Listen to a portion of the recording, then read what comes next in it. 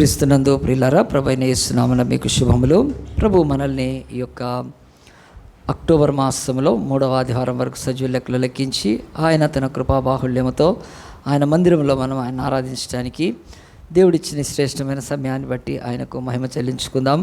మరి దేవుడు తన యొక్క పరిశుద్ధ గ్రంథములో ఆయన మనకు అనుగ్రహించే లేఖనాల్లో నుంచి దేవుని యొక్క వాక్యాన్ని నేర్చుకుందాం. దానియేలు గ్రంథం 5వ అధ్యాయం తీసి బుక్ ఆఫ్ డానియల్ ఓల్డ్ టెస్ట్మెంట్లో ఉంటుంది కనుక హెస్కేల్ తర్వాత వస్తుంది. మరి ఆ యొక్క గ్రంథములో 5వ అధ్యాయంలో హెస్కేల్ తర్వాత వచ్చే దానియేలు గ్రంథము 5వ అధ్యాయంలో ఒక సంభవం, ఒక సంఘటన పరిశుద్ధాత్మ దేవుడు మన కొరకు రాసి ఉంచాడు కనుక అది నేను చదువుతాను. దేవుని యొక్క వాక్యంలో బుక్ ఆఫ్ డానియల్ పాత నిబంధనలో దానియేలు రాజగు బెల్షజరు తన అధిపతులలో 1000 మందికి గొప్ప విందు చేయించి ఆ 1000 మందితో కలుసుకొని ద్రాక్షారసము త్రాగుచుండెను. దేవుని యొక్క వాక్యం చెప్తుంది, ఒకానొక నాడు ఈ భూమిని కల్దీయుల యొక్క రాజ్యమైన బబులోన్ రాజ్యం ప్రపంచాన్ని పరిపాలించింది. బాబిలోన్ కింగ్డమ్ కనుక ప్రపంచాన్ని ఏలింది. సో కనుక మనందరికీ కొంచెం గుర్తుండే ప్రపంచాన్ని ఏలిన సామ్రాజ్యాల్లో బ్రిటిష్ సామ్రాజ్యం తెలుసు. వాళ్ళు ఎప్పటి వరకు ఉన్నారు ఇండియాలో? 1947. కనుక అలాగున్నే ప్రపంచాన్ని కొన్ని గొప్ప సామ్రాజ్యాలు ఏలినాయి. దాంట్లో బబులోన్ ఒక సామ్రాజ్యం, బాబిలోన్ కింగ్డమ్ అంటారు. సో అది కల్దీల ప్రాంతం అని. ఈరోజు మనకి ఎక్కడైతే ఇరాన్, ఇరాక్ ఉందో ఆ ప్రాంతాల్లో కనుక ఆఫ్ఘనిస్తాన్, ఇప్పుడు అన్ని దేశాలు విడిపోయినాయి, అప్పుడులో లేవు. ఆ ప్రాంతంలో మరి అరేబియా ఎడారి పక్కన. సో ఈ యొక్క కల్దీల దేశంలో మరి ఈ యొక్క రాజు బెల్షజర్ అనేవాడు రాజు ప్రపంచాన్ని పరిపాలిస్తున్నాడు. వాడు పరిపాలిస్తున్న రాజు సడన్గా విందు పెట్టుకున్నాడు. ఆ విందుకి ఎంతమందిని పిలిచాడు? 1000 మందిని పిలిచాడు. కనుక మీరు ఎప్పుడన్నా 1000 మంది విందులకు వెళ్ళారా? 1000 మంది వెళ్ళిన విందులకు వెళ్ళారా? ఎట్లా ఉంటుంది? అక్కడ నీళ్ళు కూడా దొరకవేమో కదా, తచ్చట్లాడుతాయి అంతమంది ఎక్కువైతే. దాన్ని ఆర్డర్గా చేస్తే పర్వాలేదు, కానీ ఒక రాజు కనుక తన దగ్గర చాలా ఆర్డర్గా ఉంది. 1000 మంది వాడి యొక్క రాజభవనంలో పిలిచాడు. వారంతా ప్రధానులు, అధికారులు పిలిచాడు. సో ఎందుకు మరి బైబిల్లో అయితే దానికి ముందు చాప్టర్లో ఒక 4వ అధ్యాయంలో 20-37 వచనం ఏమీ లేదు. ఎందుకు సడన్గా విందు చేస్తారు? సో ఈ లోకంలో విందులు ఎందుకు చేస్తారు? మనం ఒకటి ఎందుకు చేస్తారంటే, ఒకవేళ విందు చేసుకోవటానికి ఒక ముఖ్యమైన కారణం బర్త్డే అనుకుందాం కదా, ఒక పుట్టినరోజుకి పెద్ద విందు ఎవరైనా ఇవ్వచ్చేమో. లేకపోతే ఇంకొకళ్ళు వాళ్ళ ఇంట్లో పెళ్ళి అయితే పెళ్ళికి కూడా విందు చేస్తారు, అది పెళ్లి విందే అవుతుంది. అలాగనే ఎవరైనా గెలిస్తే, లేకపోతే ఏదైనా సపోజ్ ఎవరైనా ఎలక్షన్ నిలబడి గెలిచారు, పెద్ద విందు చేసుకోవచ్చు. ఇదే కాకుండా ఒక పెద్ద ఇల్లు కట్టారనుకో, ఇల్లు కట్టితే కూడా చాలా విందు చేయొచ్చు కదా. మొన్న మన యొక్క చర్చ్ బిడ్డలు ఆశా బుల్లబ్బాయి వాళ్ళు కొత్త ఇల్లు మరి ఆ యొక్క లోకి ప్రవేశించారు. అంటే వాళ్ళు ఇల్లు కొనుక్కున్నారు.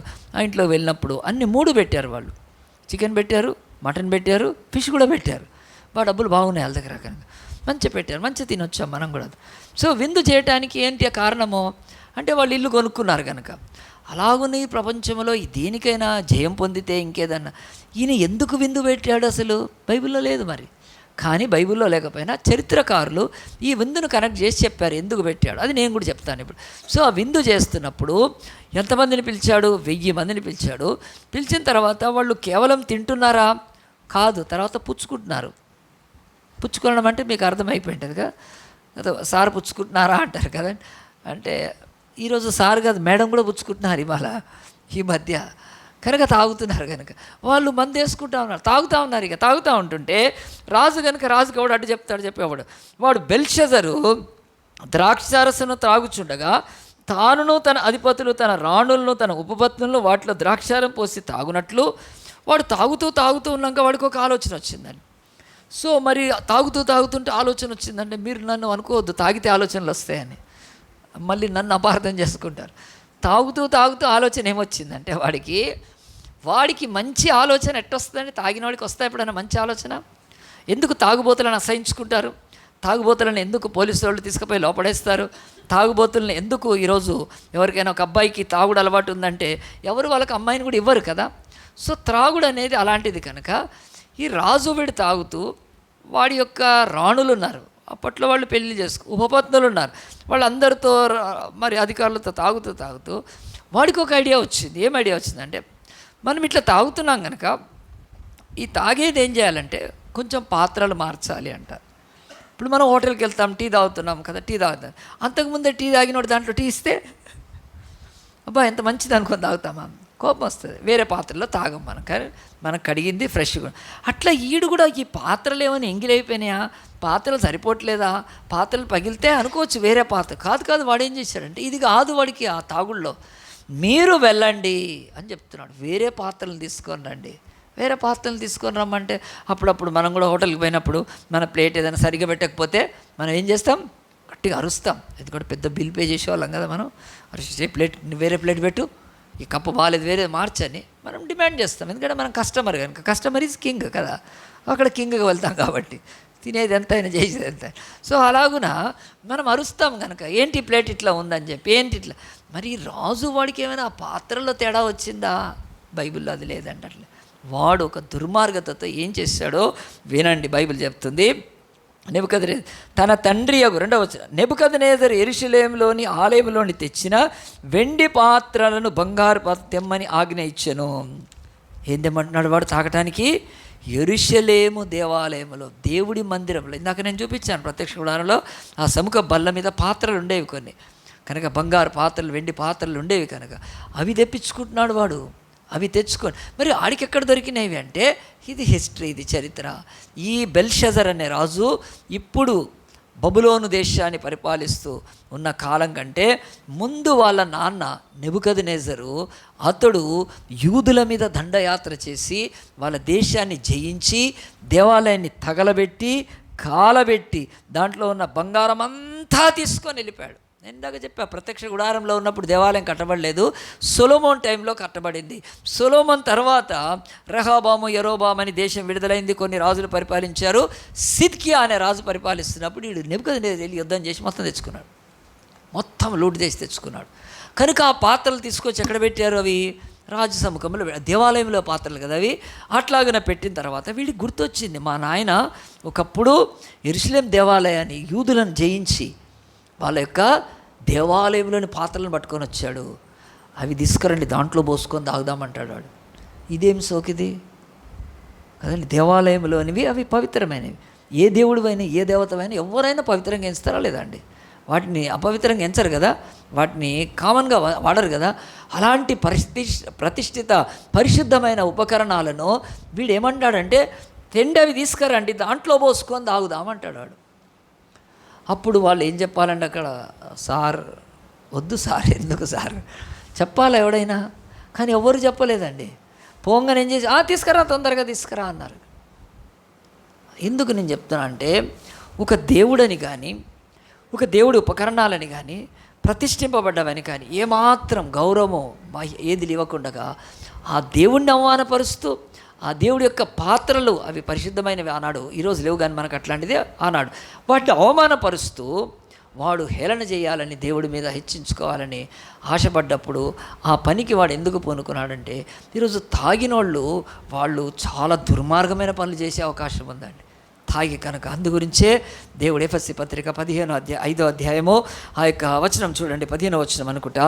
ఎఫెస్సీ 5 దేవుని యొక్క వాక్యంలో నేను కూడా చూపిస్తాను. ఎఫెస్సీలకు రాసిన పత్రిక 5వ అధ్యాయంలో ఎంత స్పష్టంగా దేవుడు వాక్యం చెప్తుందంటే, ఈ భూమి మీద 5వ అధ్యాయము 18వ వచనం అండి. 5వ అధ్యాయము ఏమనుంది అక్కడ, చదువుతారు ఎవరైనా? మరియు మద్యముతో మత్తులై ఉండకుడి, దానిలో దుర్వ్యాపారము కలదు, అయితే ఆత్మపూర్ణులై ఉండండి. అంటే మీరు ఏదైనా మీలో ఆత్మతో నింపబడండి తప్ప మద్యముతో నింపొద్దు. మీ శరీరాన్ని, మీ హృదయాన్ని, మీ యొక్క బాడీని ఇది పవిత్రమే అని చెప్పి పౌలు ఎందుకు చెప్తున్నా అంటే, మద్యముతో మధ్య దాంట్లో దుర్వ్యాపారం కలదు. దుర్వ్యాపారం అనే మాట తెలుగులో వీక్ ట్రాన్స్లేషన్ అండి. మన బైబిల్ దేంట్లోంచి ట్రాన్స్లేట్ అయింది? హీబ్రూ, గ్రీకులోంచి. సో ఆ వీక్ ట్రాన్స్లేషన్ అంటే సరిగ్గా కాలేదు. కానీ ఒరిజినల్ దాంట్లోకి వెళ్తే మద్యముతో మత్తులేకుంటే దానిలో దాంట్లో జ్ఞానము లేదు, దాంట్లో బుద్ధిహీనత, దాంట్లో అవిధేయత, దాంట్లో అక్రమము, దాంట్లో అన్యాయము, దాంట్లో నీచము, ఈ మాటలన్నీ వస్తాయి దాంట్లో. వాడు దేవుని యొక్క పాత్రలను తెప్పించి తాగటానికి ఇష్టపడ్డాడంటే వాడు అంతకుముందే తాగుతున్నాడు కనుక వాడికి విచక్షణ తెలియలేదు. కనుక ఈరోజు తాగిన వాళ్ళు ఎంత భయంకరమైన పనులు చేస్తారని వింటుంటామని మన పేపర్లో చదివితే సిగ్గేస్తుంది, అవమానం వేస్తుంది. కనుక తాగిన వాళ్ళు అంటే దుర్వ్యాపారం ఉంది దాంట్లో. నీ వ్యాపారం అంటే ఈ బిజినెస్ కాదు అక్కడ మాట. వ్యాపారం అంటే నీ ఆత్మ అది నష్టపోయే వ్యాపారము, నీ ఆత్మ బంధకాల్లోకి వెళ్ళిపోయే వ్యాపారం. అది అంటే డీలింగ్, అది వ్యాపారం అంటే డీలింగ్. నీ ఆత్మ అగాధపు అంచుల్లోకి వెళ్ళిపోతుంది. తాగుడు డేంజర్ అని దేవుడు రాశాడు. మీకు పనిచేయదు, బుర్ర పనిచేయదు కనుక. వీడు ఒక రాజు అయ్యి ఉండి ఒక రాజ్యం యొక్క, ఒక దేవుడి యొక్క దేవాలయం నుంచి తీసుకొచ్చిన ఆ పాత్రలో తాగటానికి వాడు ఇష్టపడ్డాడంటే వాడి మైండ్ పోయింది కనుక మరి ఆ తర్వాత ఏమైంది, అవి తెచ్చి తాగుతూ ఉంటుంటే వాడు తాగటానికి మరి అవి తెచ్చి తాగుతున్నప్పుడు దానియేలు గ్రంథం 5వ అధ్యాయంలో ఇంత స్పష్టంగా బైబిల్ దేవుడు మనకి ఎందుకు రాసి పెట్టాడంటే, ఈ భూమి మీద రాజులు, రాజ్యాలు, సింహాసనాలు గర్విష్ఠులై, అహంకారులై, దుర్మార్గులై, పొగరుబోతులై, వాళ్ళకున్న ఈ భూలోక సంబంధమైన శక్తి సామర్థ్యాలను బట్టి గర్విస్తూ హెచ్చించుకుంటున్నారు. ఇప్పుడు మన దేశంలో కూడా అదే పరిస్థితి. దేవుడు మక్కెలు ఎరగొట్టి ఆ తర్వాత కదండి ఏం చేస్తాడో తెలియదు కదా దేవుడికి. ఎందుకంటే వీడికి అదే జరిగింది. ఏ దేవుని నామాన్ని అవమానపరచడానికి ఇష్టపడ్డాడో ఈరోజు కూడా యేసుప్రభు యొక్క సంఘము క్రీస్తు శరీరంలోనికి వెళ్ళి ఆ సంఘంలోకి వెళ్ళి కదా పిచ్చి పిచ్చి స్లోగన్స్ అంటూ మీరు ప్రార్థనలు చేస్తున్నారా, మీరు మత మార్పిడి చేస్తున్నారా అని యేసుక్రీస్తు యొక్క సంఘము దేవాలయంలోకి, మందిరాల్లోకి వెళ్ళి ఎన్ని గొడవలు చేస్తున్నారండి ఈరోజు. బయట ఎక్కడో సువార్తను ప్రకటిస్తుంటే మత మార్పిడి అని మీకు పర్మిషన్ ఉందా, అది దాన్ని గొగ్గోలు పెట్టి అది దిక్కుమాలిన మొహాలు. అసలు పర్మిషన్ అక్కర్లేదు. రాజ్యాంగం ప్రకారము మనకు ఇచ్చి ఆర్టికల్ 25 ప్రకారము ఎవడైనా తన మతాన్ని he can practice, he can preach, he can prophecy చేసుకోవచ్చు. అది అధికారం, చట్టం ఉంది కనుక. మనం ఎప్పుడైనా ఓటు వేయడానికి వెళ్తుంటే ఎవడైనా ఎందుకు ఓటేస్తామంటే ఎట్లుంటుంది, ఓటు హక్కు మనకి కదండి. భారతదేశంలో పుట్టాం కనుక పౌరులం, జన్మ హక్కు మనకు, ఓటు వేసుకునే అట్లా ఎన్నో హక్కులు ఉంటాయి. దాంట్లో చట్టం ఇచ్చింది ఏంటి, నీ మతాన్ని నువ్వు ఆచరించుకోవచ్చు, నీ మతాన్ని నువ్వు ప్రకటించుకోవచ్చు, నీ మతాన్ని నువ్వు ప్రచారం చేసుకోవచ్చు. సో 3 ఉన్నాయి ఆర్టికల్లో, 3 PPP అంటారు కనుక. మరి అలాంటిది ఈరోజు బయటికి వెళ్తే ఏం చేస్తున్నారండి కదా, మీకు పర్మిషన్ ఉందా అంటున్నారు. సో వాళ్ళకి జ్ఞానం లేదు, చదువు లేని కనుక, ఎదవలు కనుక అలాంటి దిక్కుమాలిన బతుకులు అడుగుతారు. కానీ మరి ఆరాధన చేసుకుంటే లోపలికి ఎందుకు వస్తున్నారు? ఈరోజు చర్చెస్లోకి ఎందుకు వస్తున్నారు? వచ్చి ఒక స్లోగను ఉన్నారు, చెప్తున్నారు, అందరినీ చెప్పమన్నారు. ఒక్కొక్కరిని అడుగుతున్నాను, నువ్వు హిందువు అయితే ఎందుకు వచ్చావు ఇక్కడికి? అరే ఆడేవాడు కదా, నేను వంకాయ తింటా, నువ్వు బెండకాయ తిను, నా ఇష్టం, నేను నీ ఇష్టం కనుక. ఒకటి చికెన్ తింటాడు, ఒకటి మటన్ తింటాడు. ఎవరండి ఏ మనిషికి కదా. ఈరోజు దేవుడు ఒక పక్షిని, జంతువుని సృష్టించాడు, వాటికి ఏదైనా పెట్టాడు, అవి ఇష్టం ఉన్నాయి తింటాయి. అన్నిటికీ స్వేచ్ఛ ఇచ్చాడు. మరి మానవుడికి లేదా స్వేచ్ఛ? నువ్వు ఇష్ట దైవాన్ని ఎవరైనా మొక్కచ్చు. మరి మనం అడుగుతున్నామని నువ్వు ఎందుకు ఆవును మొక్కుతున్నామని? అరే ఆవు పశువు కదా అంటే మన గూపగల కొడతారు. అది లేదు, జ్ఞానం లేదు. కోతిని ఎందుకు మొక్కుతున్నామంటే మనం అడుగుతున్నామా కోతిని ఎందుకు మొక్కుతున్నామని? నువ్వు కోతిని మొక్కుతున్నావని మనం ఏమన్నా, నువ్వు ఏదైనా మొక్కోవచ్చు, నువ్వు కోతిని మొక్కోవచ్చు, పామును మొక్కోవచ్చు, నేను మాత్రం యేసుప్రభుని మొక్కద్దు. ఇదేంటిది? ఇది బెల్షజర్ గాడికి ఉన్న గర్వము, పొగరు. ఈ దేవుడేమీ చేయలేడు. ఈ క్రైస్తవుల దేవుడు ఇండియాలో ఏమీ చేయలేడు. ఏం చేస్తాడో చూస్తే మాత్రం ఇంకా తర్వాత తట్టుకోలేరు. తెలియట్లేదు. ఈరోజు దేశాలు పోయి రాజ్యాల సింహాసనాశనంతో పెట్టుకుంటున్నాయి. ఈరోజు మన దేశం కూడా స్టార్ట్ చేసింది పెట్టుకోవడం. నామరూపాలు లేకుండా పోతాయి భూమి మీద. కనుక దేవుడు ఆయన స్పేర్ చేసే దేవుడు కాదు. ఓర్చుకుంటాడు, ఆయన క్షమించమంటున్నాడు. కానీ అది శృతి మించిన తర్వాత కనుక ఆ తర్వాత ఇక ఏ శృతి ఉండదు, ఇక లాస్ట్ ట్యూన్ ఎగిరిపోతుంది. కనుక దేవుడు ఒరే బెల్షజరు, నువ్వు తాగావు, దేవుడికి ఏం అభ్యంతరం లేదు కదా. ఎందుకంటే దేవుడే తాగటానికి మనకు గొంతు, నోరు ఇచ్చాడు కదా, కడుపు ఇచ్చాడు, ఏదో పోసుకోవటానికి. దేవుడికి ఏం అభ్యంతరం లేదు. నువ్వు ఏది తాగు, ద్రాక్ష తాగు, నువ్వు విందు చేసుకో, పర్వాలేదు. ఏమి చేసుకున్నా సరే భూమి మీద మానవులందరూ కూడా దే షుడ్ గ్లోరిఫై గాడ్, దేవుణ్ణి ఘనపరచాలి. దేవా, ఆకాశం, భూమి, సూర్యుడు, చంద్రుడు, వెలుతురు, భూమి, పంట కదా, ఫలాలు, పూలు, ఇవన్నీ దేవుడు ఇచ్చాడు. ఇవన్నీ ఇచ్చిన దేవుడా అని చెప్పి ఆయన ఘనపరచాలి. పోనీ ఘనపరచకపోయినా సరే దేవుడికి కూడా ఏం బాధలేదు. కానీ కించపరచకూడదు. వీడేం చేస్తున్నాడు, ఒక రాజు అయ్యుండి ఒక రాజ్యాన్ని ఏలుతూ మరి లక్షల మంది ఆడి కింద ఉంటారు. కానీ ఆడికి అంత అది ఇవన్నీ ఇచ్చింది దేవుడు అని తెలియకపోయినా, ఏనాడు వచ్చి దేవుడిని ఆరాధించకపోయినా, వాడు ఆరాధించే వెండి, బంగారు, ఇత్తడి, కర్ర, కొయ్య, రాతి బొమ్మలను దేవుడికి ఏమీ ప్రాబ్లం లేదు. నీకు అజ్ఞానం రా అంతే. నువ్వు బతుకట్నే బతుకు. నువ్వు కోతిని మొక్కుతావు, మొక్కు. గాడిదను మొక్కుతావు, మొక్కు. ఏనుగును మొక్కుతావా, మొక్కు. పామును మొక్కుతావా, మొక్కు. కానీ నువ్వు గణపరచకపోయినా మొక్కుకున్నా, కానీ నిజదేవుడైన దేవుణ్ణి మాత్రం నువ్వు అవమానపరచకూడదు. నీ పని చేయొద్దు. నువ్వు తాగితే తాగావు కనుక. యెరూషలేములోంచి దేవుడికి ప్రతిష్ఠించిన పాత్రలను, ఆ దేవుడు ఎవరో తెలుసా నీకు? యెహోవా దేవుడు. మీ నాయన ఓడగొట్టాడు అనుకుంటున్నావా? ఇక్కడ ఉందిరా నీకు అంటున్నాడు దేవుడు. ఆయన దేవుడు తన రాజ్యాన్ని అప్పచెప్పింది ఎందుకు? ఇశ్రాయేలు పాపులు అయిపోయారు కనుక కదండి. ఇప్పుడు పోలీస్ ఆయన కొడుకు, ఇన్స్పెక్టర్ కొడుకు దొంగతనం చేస్తే తను లోపల బెటరా అండి? ఇన్స్పెక్టర్ కొడుకు ఒక ఇన్స్పెక్టర్ ఉన్నాడు, ఆయన పోలీస్ ఆఫీసర్ కొడుకు, ఆయన దొంగతనం చేసి ఎట్లా తీసుకుంటాం కేసు? ఈయన పోలీసు వాడు కొడుకు అని ఊరుకుంటారా, లేకపోతే లోపడేస్తారా? ఒక పోలీస్ ఆయన కొడుకు రేప్ చేశాడు అనుకో, ఏం కాదు, వాళ్ళు పోలీసు వాళ్ళు చేసుకోవచ్చు అంటారా? లోపడేస్తారా బొక్కలో? సో ఈరోజు న్యాయం అనేది అట్లా ఉంటే భూమి మీదనే ఎంతటోళ్ళనైనా పెట్టచ్చు కదండి లోపల చట్టాన్ని. మరి దేవుడు కూడా నా ప్రజలైనంత మాత్రమే ఇశ్రాయేలు నేను ఊరుకుంటానా? కాదు, వాళ్ళు పాపం చేసినందుకు ఒకనాడు నెబుకద్నెజరు దేవుడు అప్పచెప్పాడు కనుక, వీడికి బెల్షస్సరుకు తెలియదు కనుక వాళ్ళు ఓడిపోయారు. అప్పుడు మా నాన్న గెలిచాడు, వాడు పట్టుకొచ్చాడు అనుకుంటున్నా. అతనికి ఇప్పుడు ఈ తాగుడు మత్తులో వాడికి అర్థం కాలేదు. ఆ పాత్రలు తీసుకొని వచ్చి తాగుతూ వాడు ఏం చేశాడంటే ఆ యొక్క మత్తులో చాలా ఎంజాయ్ చేస్తూ ఉన్నాడు. ఎందుకు ఈలాగున తాగాడు మనం చూద్దాం. దానియేలు గ్రంథం 5వ అధ్యాయంలో దేవుడు వాక్యం చెప్తుంది, ఈ యొక్క తాగుడు లేకపోతే ఈ యొక్క విందుకు కారణం ఏమిటి? ఈ విందు ఎందుకు చేసుకుంటున్నాడు కదండి, బైబిల్లో ఉందా కదండి, దేవుని యొక్క వాక్యంలో. తర్వాత చూడండి, వాడు ఎక్కడ తాగాడు? 4వ వచనం, వారు త్రాగుతూ వారు బంగారు, వెండి, ఇత్తడి, ఇనుము, కర్ర, రాయి అని వాటితో చేసిన దేవతలను స్తుతించుచు ద్రాక్షారసం తాగుతున్నారు కదండి. ఇక్కడ మనం స్తుతిస్తున్నాము, మంచిగా డ్రింక్ తాగుతూ స్తుతించాము ఇందాక. ఒకవేళ తాగుతూ ఉంటే కవిత ఏం పాడుతుంది కదా, మన సునీత ఏం పాడతారండి? వాళ్ళు ఫుల్ తాగుతూ పాడుతున్నారండి. సో ఈ అన్య దేవతల్లో ఇది ఉంది, ఇది కదా, మందేసుకోరా చిందేసుకోరా అని ఫుల్ తాగు అంటే ఎంజాయ్మెంట్ చేస్తూ కూడా కదా. అందు గురించి ఆ మతాలు అలాంటివన్నీ ఈరోజు బైబిల్ ఖండిస్తుంది. దేవుణ్ణి స్తుతించేటప్పుడు తాగుతూ స్తుతించడం ఏంటండి? ఆ తాగుతూ స్తుతిస్తున్నప్పుడు అక్కడ ఉన్న దేవతలు ఎవరు? చూడండి, బైబిల్ తీసి చూడండి, అక్కడ ఉన్న దేవతల పేర్లు. ఒక దేవత పేరు బంగారం కదండి, వెండి, ఇత్తడి, ఇనుము, కర్ర, రాయి కదా, వీటితో చేసిన దేవతలు. ఆ బొమ్మల ఎదుట తాగుతూ కూడా వాటిని స్తుతిస్తే ఆ బొమ్మ మొహాలకి ఏమని తెలుస్తుందా? ఏమీ తెలియదు. అవి ఎందుకు? అవి బొమ్మలు కనుక కదా.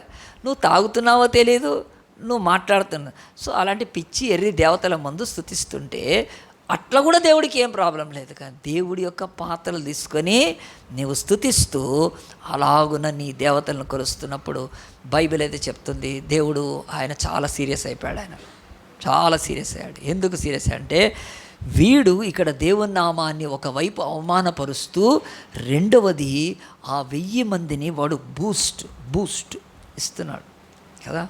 అప్పుడప్పుడు కూడా మరి మన టీంలు, క్రికెట్ టీంలు కదా, పాపం ఓడిపోతుంటే అందరు చప్పట్లు కొట్టి ఏం చేస్తారండి స్టేడియంలో కదా, వచ్చి బూస్టింగ్ ఇస్తారు కదా.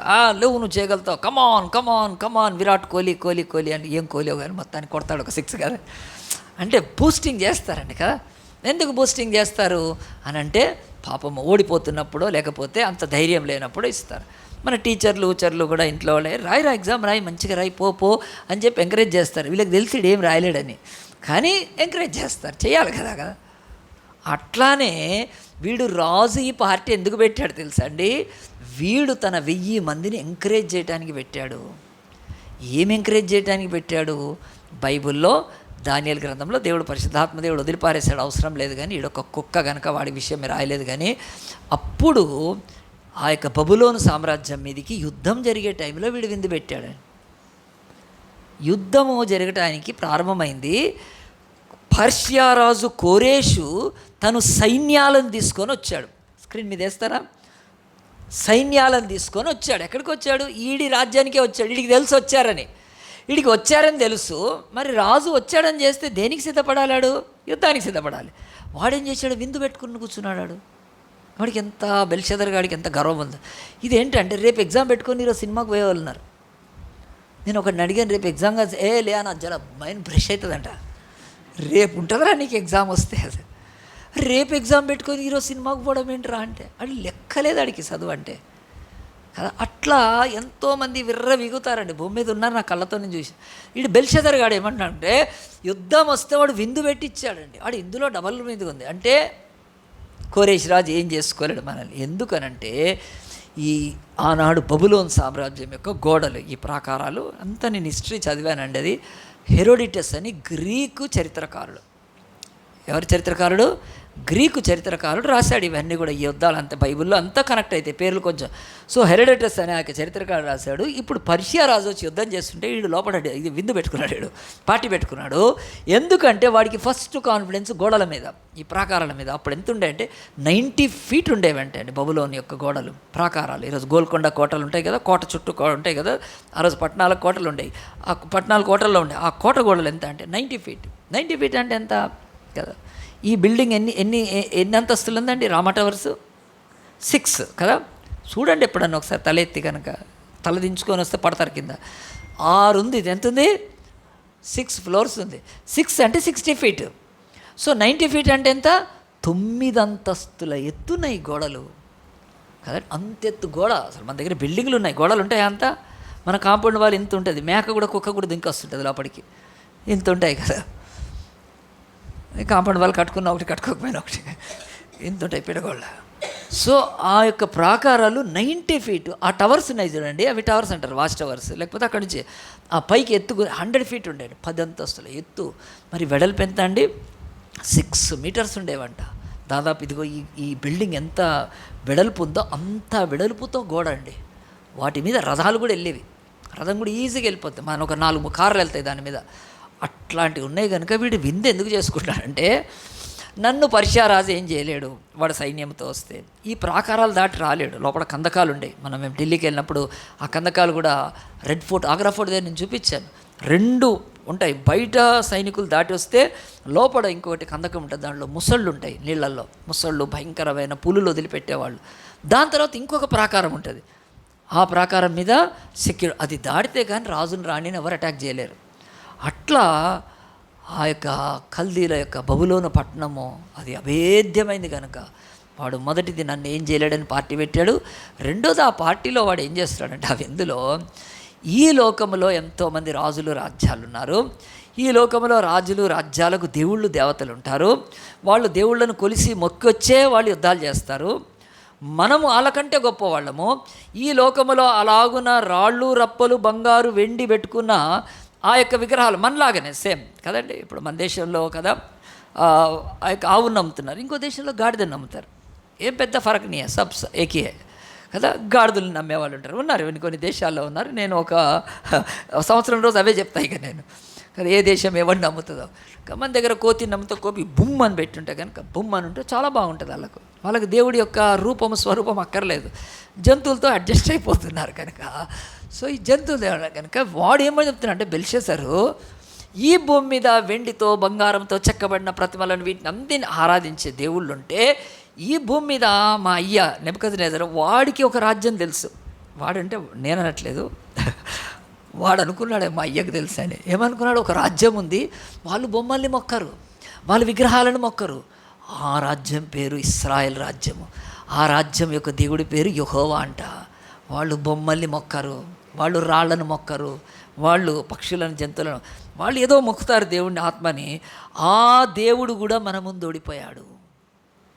దయచేసి ఎవరు చప్పట్లు కొట్టద్దు. వాడు బబులోను, వాడు ఆడికి పిలిచేసరికి ఏమనిపిస్తుంది? మా డాడీ ఒక దేశం ఉంది, ఆ దేశాన్ని జయించాడు. ఆ దేశంలో విగ్రహాలు ఉండవు, కానీ వాళ్ళ పాత్రలు ఉంటాయి. అవి తీసుకురండి, ఆ దేవుడిని అవమానపరిచాడు అట్లా ఆ పాత్రలు తీసుకుని. సో మీకు క్లుప్తంగా అర్థమైపోవాలి వీడి విందు ఎందుకు పెట్టాడంటే, యుద్ధంలో తన ప్రధానులందరినీ పిలిచి మనం 100% జయిస్తాం, మీరు ఏం బాధపడద్దు, ఎంజాయ్ చేయండి, మంచిగా బాగా తిని తాగండి, మంచిగా విందు ఏర్పాటు చేసి, ఆ విందులో వాడు విందు చేసుకొని వాడుకున్న బలము, వాడుకున్న శక్తి, వాడుకున్న సామర్థ్యం, వాడుకున్న ఫెయిత్, వాడుకున్న కాన్ఫిడెన్సు ఏదో యుద్ధం చేసి తగలబడి ఉంటే అది బైబిల్లో కూడా ఉండేది కాదండి. వాడు పొరపాటున ఇశ్రాయేలు దేవుడితో పెట్టుకున్నాడు. ఇశ్రాయేలు చెరకాలం, అది 70 ఏళ్ల చెరకాలం. దేవుడు యిర్మీయా ప్రవక్త ద్వారా చెప్పాడు, మీరు చెరలో 70 ఏళ్ళు ఉంటారు, ఎందుకంటే మీరు నా మాట వినలేదు, నా మాట వినక విగ్రహాలను యెరూషలేములో పెట్టుకున్నారు, నా మాట వినక అన్యులను పెళ్లి చేసుకున్నారు, నా మాట వినక వాళ్ళ ఉన్నత స్థలాలు పెట్టి ధూపాలు వేసి బళ్ళు అర్పించారు, చెడిపోయారా మీరని దేవుడు 70 ఏళ్ళు వాళ్ళని చెరలోకి పంపించాడండి. ఆ కాలంలోనే జరిగింది ఇది. అప్పుడు వాళ్ళు చెరలోకి వెళ్ళి వాళ్ళ దేశం ఖతమైపోయింది. అప్పుడు ఈ దానియేలు గొప్పవాడు కనుక ఈ దేశంలో ఉన్నాడు. ఈ దేశంలో ప్రధానమంత్రి ఆయన, వాళ్ళ నాన్నకు నెబుకద్నెజరుకి ప్రధానమంత్రి ఆయన. సో అలాంటి ప్రధానమంత్రిగా ఉన్న అతను ఇప్పుడు ముసలివాడు అయిపోయాడు. వీడు బెల్షాజర్ గాడు మంచి మందు పార్టీ కనుక వీడు పెద్ద దానియేలుకి ఏం పెద్ద ప్రిఫరెన్స్ ఇవ్వకుండా ఉన్నాడు. కానీ ఆ రాజ్యములో ఈ యుద్ధం వచ్చినప్పుడు, ఈ యొక్క పరిస్థితులు ఉన్నప్పుడు, తాగినప్పుడు, ఆ పాత్రలు తీసుకొచ్చినప్పుడు ఏం జరిగిందంటే బైబిల్ చెప్తుంది, చాప్టర్ క్లోజ్ జరుగుతుంది కదా. ఇంకేం జరుగుతుంది చూడండి. 5వ అధ్యాయంలో 5వ వచనం, త్రాగుచుండగా అంటే 4వ వచనం, ద్రాక్ష ఆ గడియలోనే మానవ హస్తపు వ్రేళ్ళు కనపడి దీపము దగ్గర రాజు యొక్క నగరు గోడ పూత మీద ఏదో ఒక వ్రాత రాయుచున్నట్టుండెను. ఏం రాయబడుతున్నాయండి అక్కడ? ఏదో ఒకటి రాయబడుతుంది. ఏం రాయబడుతుందో చూడండి. వాళ్ళు మంచి మందు పార్టీలో ఉన్నారు, ఎంజాయ్ చేస్తున్నారు. ఈ యెరూషలేము యొక్క దేవుడి, యెహోవా దేవుడి యొక్క ఉపకరణములు, పాత్రలను దేవుడు ప్రతిష్ఠించి వాటి తాకటానికి కూడా హక్కు లేదు. ఒకప్పుడు యాజకులకు తప్ప ఎవరు ముట్టుకునేవాళ్ళు కాదు. అలాంటి పరమ పవిత్రమైన ప్రతిష్ఠితమైన దేవుడి ఉపకరణాలను వీడు తెచ్చి తాగి కదండి, తనతో ఉన్న ఆడవాళ్ళతో కూడా కలిసి తాగుతూ నాట్యాలు వేస్తున్నప్పుడు దేవుడు ఉగ్రత మండింది. దేవుడు సింపుల్గా ఏం చేశాడంటే ఆయన హస్తాన్ని తీసుకొచ్చాడు. అక్కడ గోడ ఉంది, గోడ మీద పూత పూసారంటే, పూత అంటే సున్నం, ఇప్పుడు మనం రంగులు వేసుకుంటాం కదా, అట్లా పూత అనమాట. అందరి ఇంట్లోకి పూత ఉండదు, అటు రాజు కనుక పూత వేసుకున్నాడు. అది అనమాట, కొంచెం మంచి ఇల్లు అనమాట. ఇప్పుడు మనం చేపించుకుంటాం కదా అట్లా. ఆ పూత మీద దేవుడు ఏం రాస్తున్నాడు? ఆయన హస్తమో మెనే టెకల్ ఫార్సిన్ అని రాశాడు ఒకటి. అది రాసిన తర్వాత వాడు చూస్తూ ఉన్నాడు. ఇట్లా సడన్గా ఒక హస్తం వచ్చింది కదండి, వాడికి భయం వేసింది. ఆ హస్తం అట్లా వచ్చి వాడు పీక పట్టుకొని ఉంటే పట్టుకోలేదు.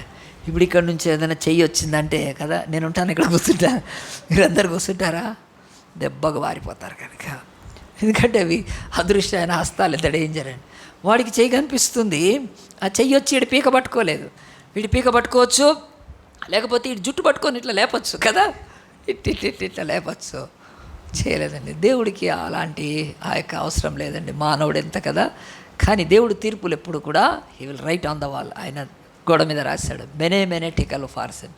ఆ దెబ్బకు రాజుకి ఏమైంది కదా, రాజు వెంటనే తన ఐఫోన్ ఇచ్చి సైలెస్ ఒక ఫోటో ది అన్నాడా, రవి ఫోటో ది అన్నాడా? చెప్పే వరకు కదలరు వీళ్ళు కూడా. అరే రా తొందరగా వెళ్ళిపోతుంది హస్తం అని చెప్పి టక్కున ఫోటో పెట్టరు అని తీశారు. ఎవరైనా ఉన్నాయా అప్పుడు ఫోటోలు, కెమెరాలు ఉన్నాయా? లేవు, కళ్ళు చాలు. కానీ అప్పుడు వాడికి ఫోటోలు కాదు కదా, వాడు వణికాడు. చూడండి, బైబిల్లో ఉంది, అంత చక్కగా రాశాడు. 6వ వచనం, అతని ముఖము వికారమాయను. రాజు హస్తం రాయట చూడగా అతని ముఖము వికారమాయను. అతడు మనస్సునందు కలవర అతడి నడుము కీళ్ళు వదిలి అతని యొక్క మోకాళ్ళు గడగడ వణుకుచూ కొట్టుకొనిచుండెను. రాజు గారడి విద్య గల వారిని, కల్దీయులను, జ్యోతిష్యులను పిలవనంపాడు. ఏమైందండి? వీడు ఆ యొక్క హస్తాన్ని చూడంగానే మోకాళ్ళు గడగడ, కీళ్ళు గడగడ కలవరపడుతున్నాడు, వికారమైపోయింది. వణికిపోయాడండి వాడు వణికిపోయాడు. కనుక అలాగున వణికిపోయినప్పుడు ఏం చేయాలప్పుడు? ఆ యొక్క రైటింగ్ ఏంటో అర్థం కావట్లేదు ఆడికి. ఇప్పుడు పార్టీ ఏమైంది? స్టాప్ మ్యూజిక్, ఇదిగో స్టాప్, వెళ్ళిపోయాడు ఆయన కదండి. మ్యూజిక్ ఎక్కడ దగ్గర అయిపోయింది, అంతా స్టాప్ అయిపోయారు. భయం వేసిపోయి వాడి కాళ్ళు కీళ్ళు వణుకుతూ ఉన్నాయి, ముఖం వికారం అయిపోయింది. సంథింగ్ ఏదో నాకు జరగబోతుంది. వాడు కలవరపడి భయపడిపోయి వెంటనే నేను ఇక్కడి నుంచి స్టోరీ ఫాస్ట్గా క్లోజ్ చేస్తాను. మీరు ఇంటికి వెళ్ళి చదువుకోండి. ఇది సండే స్కూల్ స్టోరీ. ఇది మన సండే స్కూల్ టీచర్లు 18 ఏళ్ళు కాకుండా 15 ఏళ్ళు అని చెప్తున్నారు. మీకు సండే స్కూల్లో ఒకవేళ అటెండ్ కాకపోయినా ఈరోజు బైబిల్ ఆన్లైన్లో కూడా ఉంటుంది, మీరు చూసుకోవచ్చు, చదువుకోవచ్చు, వినొచ్చు. ఆ యొక్క రాజు భయపడిపోయి తన దేశంలో ఉండే ఈ భాషకు అర్థం చెప్పేవాళ్ళు అప్పటికే ఉండేవాళ్ళు. గారడి విద్య కలిగిన వాళ్ళని చెప్పి ఈ యొక్క సమయంలో మనం ఆలోచిస్తే దేవుని యొక్క వాక్య ప్రకారము గారడి విద్య చేసేవాళ్ళను, మంత్రగాళ్ళను, శకునగాండ్రని పిలిపించి దీని అర్థం ఏంటో చెప్పండి కదా అన్నాడు. మరి అప్పుడు తర్వాత ఇంకొకళ్ళు వచ్చి ఉంటారు, ఏమనంటే పాత్ర బట్టి సార్ కొంచెం పోసుకు మొయ్యి నోరునండి, ఇంకొంచెం తీసుకో సార్ అండి. ఇంకా తాగుడేందిరా, ఇంకా అంతది ఎక్కడక్కడ పార్టీ చల్లా చెదరైపోయింటుంది.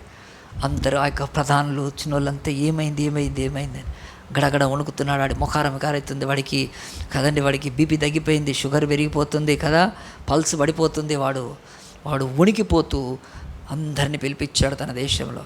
ఇదేంది చదవండి అంటున్నాడు.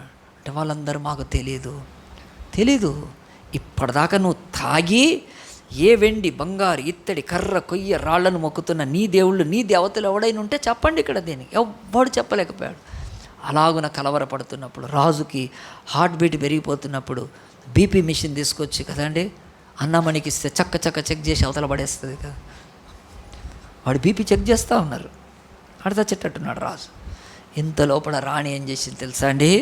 రాణి పరిగెత్తుకుంటూ వచ్చింది. రాణి అంటే మన సండే స్కూల్ టీచర్ రాణి కాదు, ఆయనకు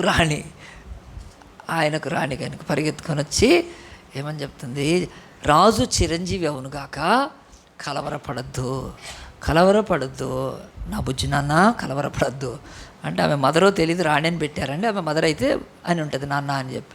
అంటే రాజమాతలు ఉండేవాళ్ళు అప్పట్లో. వచ్చి చెప్తుంది.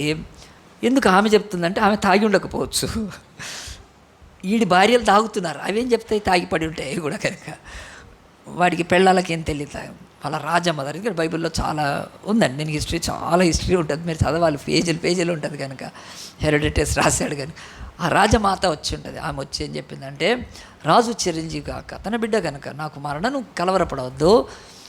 ఈలాగున భావం చెప్పడానికి మన రాజ్యంలో ఎవరు లేరనుకుంటున్నావు, కానీ ఒక ఆయన ఉన్నాడు.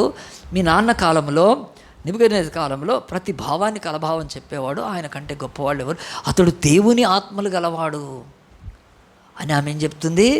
నీ దగ్గర ఉన్న వాళ్ళని దయ్యాల ఆత్మ అని చెప్తుంది. ఇది మనం తీసుకోవాలి, కింద బ్రాకెట్లో పెట్టుకోవాలి అంతే. ఎవరైనా మన దేవుని బిడ్డ అంటే మీరు బాధపడదు, నువ్వు దయ్య బిడ్డవా అని అడుగు.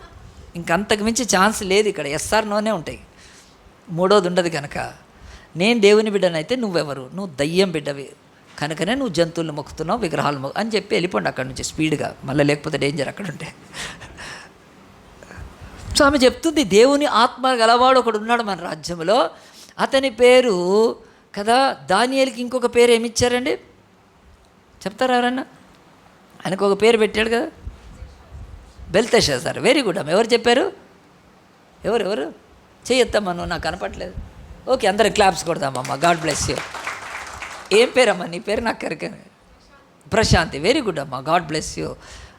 నీకు ఇంకో పేరు నేను పెడతా, మంచి పేరు పెడతా అమ్మా, ప్రశాంతి కనుక నువ్వు ఇంకా గొప్పదాన్ని. అయితే అలాగున ఆ పేరుతో పిలవట్లేదండి ఆమె, వాళ్ళ యొక్క కల్దీల పేరుతో పిలవట్లేదు. గుర్తుపెట్టుకోండి, ఆయన డానియల్ అంటే మన హీబ్రూలో గాడ్ ఈజ్ జడ్జ్, యెహోవాయే న్యాయాధిపతి అని వాళ్ళ భాషలో పేరు అనమాట. పిలిపించింది, పిలుద్దాం నాయన. పిలిస్తే ఆయన చెప్తాడంటే అప్పుడు ఓకే మమ్మీ అని చెప్పి ఏం చేశాడు? పిలవండి తొందరగా అంటే. దానియేలు ఎక్కడో ఉన్నాడు రాజభవనంలో.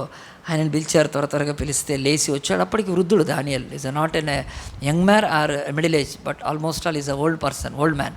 వచ్చినాక ఏంటంటే రాజసముఖములు అందరికీ మొత్తం టుస్సుమనే మొహాలు ఒక్కొక్కడికి, అందరూ భయపడుతున్నారు. రాజుకు ఎట్లా ఏం జరిగింది అని కదా. రాజుకి ఏ తెగులు పట్టిందని, వీడికి ఏం పట్టిందని భయపడలేదు, నువ్వు రారా అని చెప్పి దానియేలు తీసుకొచ్చినాక రాజు అంటాడు దానియేలుతోటి, ఇదిగో మా తండ్రి కాలంలో ఉన్న నీవు ఆ యొక్క మర్మాలు చెప్పేవాడవని, ఆ యొక్క నిగూఢమైన రహస్యమైన బయలుపరిచేవాడవని, నువ్వు దేవుని ఆత్మ గలవాడవని, ఇవన్నీ అని కొంచెంసేపు పొగిడాడండి. జనరల్గా పొగుడుతారు కదా, మనకు డబ్బులు కావాలంటే అని అవసరం ఉంటే. అట్నే ఆడు పొగుడుతున్నాడు. ఆడు నిజంగా దానియేలు గురించి తెలిస్తే అసలు ఈ పని చేసేవాడు కాదు. సో మనుషులు చాలాసార్లు ఆ టైం కొరకు పొగుడుతారండి, వీడంతే పొగుడుతున్నాడు. అప్పుడు దానియేలు మొహం అంతా ఇట్లా పెట్టి ఉంటాడు కదా, కానీ రాని కదా. తర్వాత కొంచెం ముందుకు వెళ్ళినాక చెప్తున్నాడు, ఇదిగో నేను ఈ రాత ఉంది, దీని యొక్క మర్మము భావమో నువ్వు చెప్పాలి. నువ్వు చెప్తే నేనేం చేస్తాను తెలుసా? 3 ఆఫర్స్ పెట్టాడు. నంబర్ 1, నీకు ఊదా వస్త్రం వేపిస్తాను, అంటే యూ విల్ బికమ్ కింగ్. రెండవది, నీకు మెడకు బంగారు గొలుసేస్తాం. ఆ రోజు బంగారు గొలుసులు ఉండే కాదు, వాళ్ళు ఇస్తిగా రాజులేరు. మూడవది, నా రాజ్యం మీద నిన్ను 3వ అధిపతిగా చేస్తాను, అంటే నీకు దేశంలో ఒక భాగం ఇచ్చేస్తాను. దీని భావం చెప్పు ప్లీజ్ అన్నాడు. అప్పుడు దానియేలు ఏం చేయాలండి? ఊదా రంగు ఒకటేనా 2 కావాలి నాకు, బేరం పెట్టచ్చండి. 1 బంగారు కాదు, నాకు 2 బంగారు గొలుసులు కావాలి. రాజ్యంలో 3వ వంతు కాదు, నాకు సగం కావాలని అడగచ్చు కదండి. ఇప్పుడు డిమాండ్ చేయట్లేదు చాలామంది. ఆ డిమాండ్ చేసి అడగచ్చు. కానీ దానియేలుకి బంగారం మీద, వెండి మీద, అధికారం మీద ఏమైనా ఉందా? లేదండి, గుర్తుపెట్టుకోండి. ఎందుకంటే ఇప్పుడు దానియేలుకి బంగారం వెండి ఇవి కాదు కావాల్సింది. ఏం కావాలి తెలుసా? తమ రాజ్యము తిరిగి స్థాపించబడాలి. యూదులకు రాజ్యం లేదన్నాడు. కొల్లగొట్టబడ్డారు, వాళ్ళు నాశనం అయిపోయారు, వాళ్ళ బంధువులు స్నేహితులంతా చెరలో ఉన్నారు. కనుక ఇలాంటి పరిస్థితుల్లో దానియేలుకి ఇవి కావాలా? లేదండి, దానియేలు కోరుకోలేదు అట్లా, అవేమీ కోరుకోలేదు. ప్లస్ ఆడిచ్చే అధికారం కాదు, అప్పటికే ఆయన prime minister, one of the prime minister of that country. కానీ వీళ్ళు పక్కన పెట్టారు ఆయన అంతా వాడుకోకుండా. అలాంటి కాలంలో దానియేలు ఏమన్నాడు? దేవుని యొక్క వాక్యంలో నేను చదువుతాను, చూడండి. 5వ అధ్యాయం తీయండి, అందరూ కూడా చూడండి. 5వ అధ్యాయంలో దానియేలు గ్రంథంలో నేను చదివితే అది మీరు నోట్ చేయాలి, దాన్ని అండర్లైన్ చేయాలి, రెడ్ పెన్తో గీత గీసి మీరు దాన్ని గుర్తుపెట్టుకోవాలి. 17వ వచనంలో అందుకు దానియేలు ఏమన్నాడు అంటే, నీ దానములు నీ వద్ద ఉంచుకొనము, నీ బహుమానాలు మరి ఎవరికే నిమ్ము. ఒరే వెర్రివాడా, నీ దానాలు నువ్వు ఉంచుకో కదా, నీ బహుమానాలు నాకు అక్కర్లేదు. గట్టిగా చెప్పళ్ళు కొడదామండి. బైబిల్లో నిజమైన సేవకులు ఎప్పుడు కూడా ఈ లోక బహుమానాలకు ఇష్టపడరండి.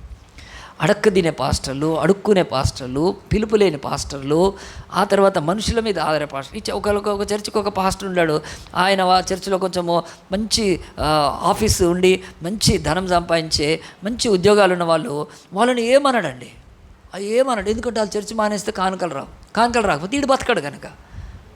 ఆ పాస్టర్ నన్ను పిలిచి ఒకరోజు చెప్తాడు, అజయ్ నువ్వైతేనే మిరపకాయలు పెడతావు అంటే, నువ్వు స్వీట్ పెట్టిన ఆయన, నేను మిరపకాయలు పెట్టేవాడిని అవుతాను. నన్ను పిలిపించి వాక్యం ఇచ్చేవాడండి నాకు. అజయ్ నువ్వైతేనే ఖండితంగా చెప్తావు అంటే, నీ చర్చికి నువ్వు చెప్పలేవా?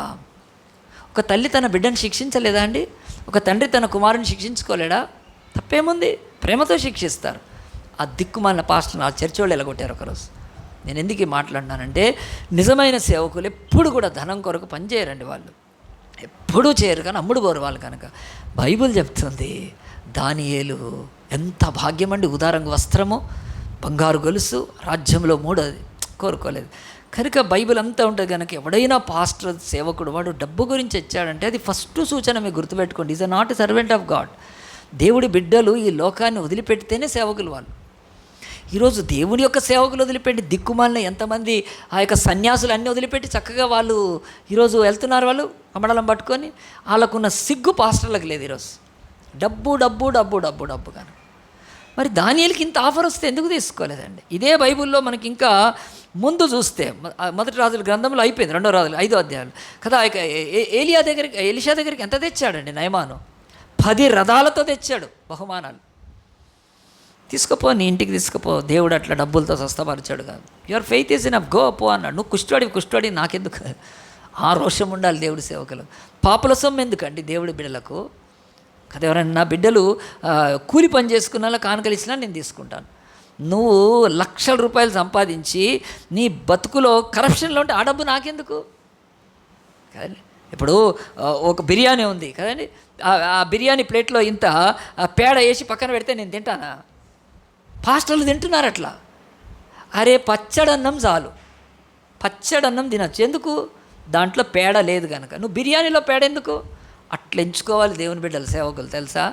నాకు వద్దు, ఆ డబ్బు వద్దు, అది మంచిది కాదని చెప్పి రోషంగా పవిత్రంగా, ఇంక్లూడింగ్ గవర్నమెంట్లో కూడా ఎంతోమంది ఈరోజు కరప్షన్ లేక బతుకుతారు. వద్దు మాకు, ఆ డబ్బు వద్దు మాకు, వద్దు అది ఎందుకు? అది నాశనం, శాపం కనుక. మరి ప్లేట్లో ఎందుకు బిర్యానీ పెట్టని చెప్పి ఆ బిర్యానీలో పేడ వేస్తే తింటామా? అంత కక్కుర్తి ఇది తింటున్నారు పాస్టర్లు అట్లా. కానీ దానియేలు అన్నాడు, అరే బెల్షజరు, నువ్వెవడివిరా? నువ్వు రాజువు కావచ్చు, నువ్వు ఒక తాగుబోతువి కదా, నీ ఆడోళ్ళతో ఆడోళ్ళకు కూడా తాగిపిస్తున్నావు, నీ అధికారులందరితో తాగిపించకుండా నువ్వేం యుద్ధం చేస్తే నువ్వేం పరాగా, నీకు దేవుడు లేడరా, నీ బొమ్మలు నేను నిజదేవుణ్ణి కలిగిన వాడిని కనుక నీకు ఈ భావం చెప్తాను నేను, నీ దానాలు మాకేం వద్దని కదా. చాలాసార్లు నేను కూడా ఇక్కడికి వచ్చేయమంటారు, పాస్టర్ ఈ ప్రార్థన చేయి, ఇది మంచిగా అయితే నీకు ఫ్యాన్ ఇస్తా అంటారు. ఒక ఆమె ఫ్యాన్ ఇస్తా అంటే, లేదు సిస్టర్ మా ఇంట్లో ఫ్యాన్లు ఉన్నాయన్న అంటే, ఆమె అంటే లేదు కాదు ఇక్కడ ఫ్యాన్ ఇస్తా అంటే, ఇక్కడ వేసుకోమంటున్నావు ఊరి అన్న. ఫ్యాన్ ఎందుకు ఇస్తావు నాకు? నువ్వు ఊరేసుకోవటానికి ఆ ఫ్యాను, వీళ్ళు లేవా ఫ్యాన్లు అంటే ఏదో ఆఫర్ చేస్తారండి. ఇది డబ్బులు ఇస్తామో, ఇది దిక్కుమాలిన దేవుళ్ళకి ఇస్తారేమో, అట్లా తీసుకుంటారు కూడా వాళ్ళు మొక్కుబళ్ళు. ఈ దేవుడికి ఏమీ లేదు, ఆయన ప్రాణం రక్తమే ధారపోసాడు, ఇంకేమి నువ్వు ఇచ్చేది ఏమీ లేదు. నీ బ్రతుకును సమర్పించుకుంటే నీ బ్రతుకులో రక్షణ స్టార్ట్ అవుతుంది. Unless you surrender your life there is no salvation for anybody. దేవుడు అంటున్నా నాకేం వద్దు అక్కర్లేదు. కనుక ఆమెను అడిగాను, ఫ్యాన్ వద్దు కానీ తాడు తీసుకురామా అని చెప్పాను. నేను ఏదో ఒక టైంలో వేసుకుంటాను. లేకపోతే నిన్నను నేస్తా అని చెప్పారు. ఎందుకండి చర్చికి వచ్చి మేము అది ఇస్తాం ఇది ఇస్తామని? తప్పండి పాపం, వాళ్ళు తెలియకనే అమాయకులు. నేను జోక్గా చెప్తున్నాను కానీ అమాయకులే పాపము. ఏదైనా ఇస్తే ఈ దేవుడు ఏం తీసుకొని చేసేవాడు కాదండి. ఆయన అపోస్తులంతా వాళ్ళ యొక్క ప్రాణాలు పెడితేనే ఈరోజు చర్చ ఉంది కదండి. ఇప్పటి వరకు కూడా ఈరోజు ప్రవీణ్ పగడాలని అంత దారుణంగా చెప్పారు కానీ ఆయన విత్తిన విత్తనం వాక్యం ఎన్ని వేల మంది ముస్లిమ్స్ కూడా రక్షణ పొందారు. ఆ పగతోటి హిందువులు రక్షణ పొందారు కనుక చంపి పారేశారు. పర్లేదు, ఆయన రక్తం పోయింది, అక్కర్లేదు, ఆయనకి ఏం అక్కర్లేదు. ఆయన చాలా ఆస్తిపరుడు. ఆయనకు సాఫ్ట్వేర్ కంపెనీలు ఉంటాడు. ఆయన ఇంట్లో 13 మంది 14 మంది తన పిల్లలతో పెంచాడు. తన డైనింగ్ టేబుల్ మీద కూర్చోబెట్టి తినిపిస్తాడు అనాథ పిల్లల్ని. సో ఆయనకి ఏం కావాలండి కదండి. సో ఈరోజు మీరు బైబిల్ చెప్తుంది, మీరు డబ్బులు తీసుకొచ్చి ఇక్కడ ఏదో ఇస్తే ఏం కాదు కదా. డబ్బులు తీసుకోవాలంటే ఇక్కడ నుంచి కరెక్ట్గా ఎక్కి మియాపూర్లో దిగండి, మెట్రో ఎక్కి దిగండి. అక్కడ ఉన్నాడు ఆ డబ్బుల కొండ చిలువ, ఇట్లా పీలుస్తూ ఉంటాడు డబ్బులు. వాడు అక్కడ ఉన్నాడు. వాడికి దాని పేరే కాసుల టెంపుల్ కనుక. మియాపూర్ డైరెక్ట్ వేశారు, ఎందుకంటే గవర్నమెంట్కి తెలుసు అక్కడ దిగాలి చాలామంది అని. అదే లాస్ట్ స్టేషన్ మియాపూర్. దిగండి కనుక బైబిల్ చెప్తుంది డబ్బులతో ఏం కాదు. నీ బ్రతుకుని సమర్పించకుండా. దానియేలు ఎంత పర్ఫెక్ట్గా చెప్పాడు, నాకేమొద్దు అన్నాడు. తర్వాత ఏం చేశాడు మనం ముగిచ్చేద్దాం, మీరు ఇంటికి వెళ్ళి చదువుకోండి అధ్యాయమో. తర్వాత దానియేలుకి చెప్పాడు, బెల్షజరు నువ్వేం చేసావో తెలుసా, నువ్వు దేవుణ్ణి గణపరచలేదు, నువ్వు దేవుణ్ణి అవమానపరిచావు. ఏ దేవుడో కాదు అసలు, నీకు దేవుడు అంటే తెలియదు, అది నాకు తెలుసు, కానీ నువ్వు అవమానపరిచావు. వినో, మీ నాన్న నెబుకద్నెజరు రాజుని దేవుడు ప్రపంచానికి రాజుగా పెడితే గర్వించాడు, అహంతో నిండిపోయి ఒక పెద్ద కళ చూశాడు. ఒక పెద్ద చెట్టు కనిపించింది, దాని మీద అన్ని ఆకాశ పక్షులు ఉంటాయి, ఆ చెట్టు నేనే ఆ దేవుడు అని చెప్పి మీ నాన్న గర్వించి దేవుడికి వ్యతిరేకంగా అయితే మీ నాన్నను దేవుడు ఏం చేశాడంటే పశువుగా మార్చాడు. మీ నాన్నకు ఆ యొక్క గొర్రెలకు మేకలకు ఎద్దులకు ఎట్లుంటాయి అట్లా గోర్లు పెరిగినాయి, కొమ్ములు పెరిగినాయి, మొత్తము దేహమంతా రోమాలు వచ్చేసినాయి. అప్పుడు ఏం చేశారంటే తరిమారు మీ నాన్నని. ఎక్కడికి తరిమారు? అడవిలోకి తరిమారు. వాడు అడవిలో పోయి మంచు పడుతుండగా, వర్షం పడుతుండగా, ఎండకు వానకు తడిసి గడ్డి తింటూ మీ నాన్న పశ్చాత్తాపడ్డాడు. ఈ చాప్టర్లో వచనాలు ఉన్నాయి, మీరు ఇంటికి వెళ్ళి చదువుకోండి. మీ నాన్నకు గడ్డి తినిపించాడు. మరి మీ నాన్న సంగతి తెలిసి నువ్వు పెట్టుకోవచ్చా దేవుడి దగ్గర గర్వంగా? దేవుడి యొక్క మందిర పాత్రలు తెచ్చి ఆ దేవుడు ఏం చేయలేడు, ఏ దేవుడు మనల్ని ఏం చేయడు, ఈ పర్షియారాజు మన మీద ఇట్లా నువ్వు వాళ్ళని పికప్ చేసేది, బూస్ట్ చేసేది. నువ్వు భయంకరమైన పని చేసావు. మీ నాన్నకు పశువుకి లాగా గడ్డి తినిపిస్తే గోళ్ళు వచ్చి, నేను మొన్న మన యూత్ క్యాంప్లో చూపించానండి పిల్లలకు, మన యూత్ పిల్లలకు చూపించాను. ఇది డానియల్ 4Kలో ఉంది, అది కనుక చూపించాను. వాళ్ళ పిల్లలు స్క్రీన్ మీద చూశారు మన క్యాంపస్లో. చక్కగా వాడు ఇట్లా పాకుతూ ఉంటే గొర్రెలన్నీ పెరిగిపోయి ఒక ఏఐతో చేసి ఉంటారు, అది మంచి ఆ యొక్క గ్రాఫిక్స్తో చేశారు. వాడు ఆనాడు మనం ఎవడం చూడలే కానీ వాడు పశువు అయిపోయాడు, గడ్డి తిన్నాడు. మరి నీకు భయం ఉండాలా? మీ నాన్నకు అట్లయితే నువ్వు మళ్ళీ ఆ దేవుణ్ణి వ్యతిరేకిస్తావా అని ఏం చెప్పాడు? మెనేటికల్ 3 వర్డ్స్ దాంట్లో. మెనే 2 మెనే అంటే న్యూమరేషన్ అంటారు. ఏమంటారు? న్యూమరేషన్ అంటే లెక్క. దేవుడు అన్నాడు నీ లెక్క దేవుడు చూశాడు రా నీ పని. రెండవది టెకెల్ అంటే వెయిట్. టెకెల్ అంటే తూవేయడం అనమాట. నిన్ను తూచినప్పుడు నువ్వు తేలికైపోయావు. మూడవది ఉఫార్సిన్ అంటే పార్స్, వాళ్ళ భాషలో పార్సన్ అంటే గాడ్ ఈజ్ డివైడింగ్ యూ, నిన్ను చీల్చేస్తున్నాడు నీ దేశం. ఒకటి మాదీయులకు ఒకటి పర్షియులకు నీ దేశాన్ని ఇచ్చి పారేస్తున్నాడు పో అని చెప్పి ఓపెన్గా చెప్పేశాడండి దానియేలు. ఏం భయపడలేదు. చదువుదామా? మీరు ఎవరైనా బైబిల్ చదివిన వాళ్ళు ఉంటే మీ కొరకు నేను చదువుతాను. నేను చూడండి, దేవుని యొక్క వాక్యంలో దానియేలు గ్రంథంలో అక్కడ కిందికి రండి, 5వ అధ్యాయంలో దేవుని యొక్క వాక్యము బైబిల్ ఇలాగుని చెప్తుంది చూడండి. ఎక్కడనంటే 25వ వచనంలో లేకపోతే 24. కావున ఆయన ఎదుటి నుండి అరచేయి వచ్చి రాసిన శాసనం మెనే టెకెల్ ఫార్సిన్ అంటే ఈ వాక్య భావం అనగా మెనే అనగా దేవుడు నీ ప్రవిత్వ లెక్క చూసి దాన్ని ముగించను. This is numeration. ఇది హీబ్రూ ప్రకారము ద మెనే అంటే న్యూమరేషన్. రెండోది టెకెల్ అనగా ఆయన నేను త్రాసులో తూచగా నువ్వు తక్కువగా కనపడుతుంది. టెకెల్ అంటే వెయిట్, లేకపోతే వెయింగ్ అంటారు, వెయిట్. మూడోది ఫెరెస్ అనగా నీ రాజ్యం నీ యొద్ద నుండి విగాంపబడి మాదీయులకును పారసీకులకు ఇవ్వబడును. ఫెరెస్ అంటే డివిజన్ వాళ్ళ భాషలో. నిన్ను దేవుడు ముక్కలు చేసి వదిలిపడదు. అయిపోగానే ఏం చేశాడండి?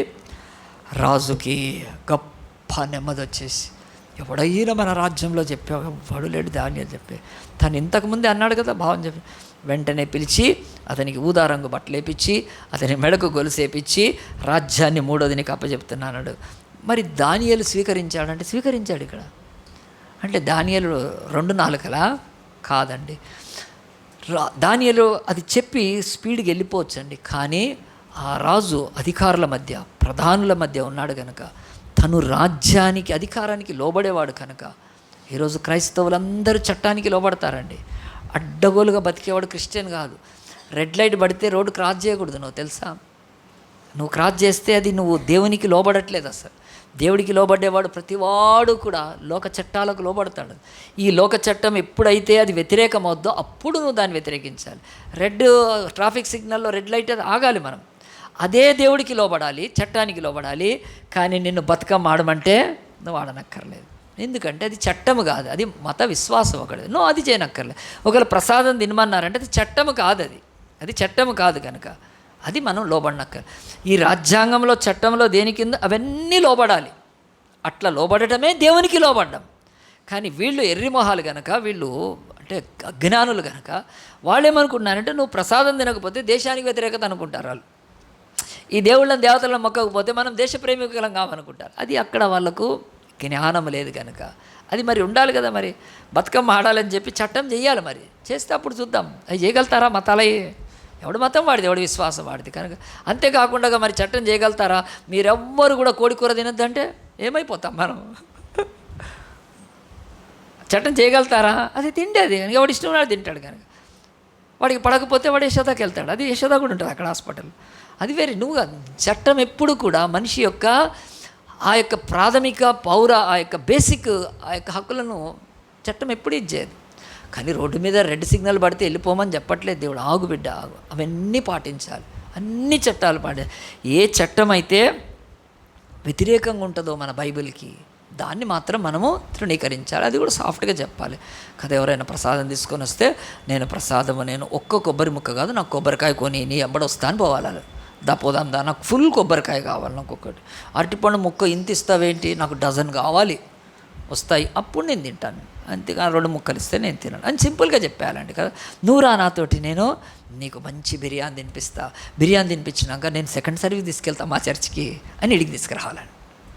సో మనం ఎప్పుడు కూడా గుర్తుపెట్టుకోండి, దానియేలు ఊదారంగు వస్త్రం ఎందుకు అనంటే అతను రాజ్యంలో ఉన్నాడు కనుక ఏవి అతనికి ఇష్టం లేదు, కానీ అక్కడ లోబడ్డాడు.